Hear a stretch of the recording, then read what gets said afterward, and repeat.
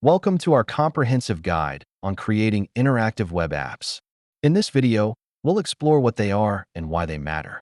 To build interactive web apps, you'll need to get familiar with essential technologies like HTML, CSS, and JavaScript. Choosing the right development environment and tools for your project can set you up for success. It's time to plan your web app structure and user flow. This step is crucial for a seamless user experience. Next, we'll implement front-end frameworks like React, Angular, or Vue.js to enhance our app's functionality. Back-end development is essential. Let's set up servers and databases to ensure smooth data handling. Integrating APIs can significantly enhance your web app's functionality and user experience. Now, it's time to test your web app. We'll go through tools and techniques for quality assurance. Let's deploy your interactive web app.